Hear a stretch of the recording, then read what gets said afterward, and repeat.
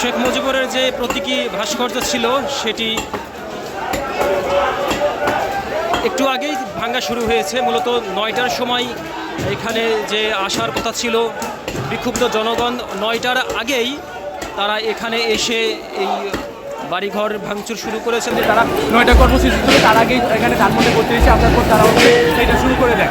Actually আমরা দেখেছি যে বিগত 17 বছর স্বাধীন সরকার আমাদের বাংলার এই দেশটাকে কীভাবে তারা অত্যাচার করেছে, আমাদের কীভাবে আমাদের বাক স্বাধীনতা সে তারা কীভাবে কেড়ে নিয়েছিল, এবং বৈষম্য বিরোধী ছাত্র আন্দোলন 2024-এর সময় তারা কীভাবে আমাদের ভাইকে নির্মমভাবে সেই ফ্যাসিবাদ শেখ হাসিনা সরকারের সরকারি সমর্থনে পুলিশ বাহিনী, পুলিশ লীগ, বিভিন্ন আওয়ামী লীগের অঙ্গ সংগঠন মিলে আমাদের যে ছাত্র জনতার উপর যেভাবে তারা আমাদেরকে মানে ছাত্র হত্যা করেছে, এক কথায় সে একজন ছাত্র খুনি। এবং আমরা সকলেই জানি যে আমরা অ্যাকচুয়ালি এটা ভাঙার মূল উদ্দেশ্য হচ্ছে আমরা ফ্যাসিবাদ সরকারকে এই বাংলার জমিনে তাদের কোনো স্থায়ী ঠিকানা রাখতে চাই না, এবং আমরা শেখ হাসিনা সরকারের একটাই দাবি, আমাদের শেখ হাসিনা সরকার আমরা এখন ফাঁসি চাই। আমরা আমাদের বাংলাদেশের দূতাবাস থেকে শুরু করছে, তারা ইন্ডিয়াকে চিঠি দিয়েছে এবং শেখ হাসিনাকে দেশে ফেরত আনার পর হয়তোবা তাকে আমরা সকলেই দাবি জানাবো যদি শেখ হাসিনা ফেরত আসে আমরা ফাঁসির জন্য আমরা একদম চাইবো।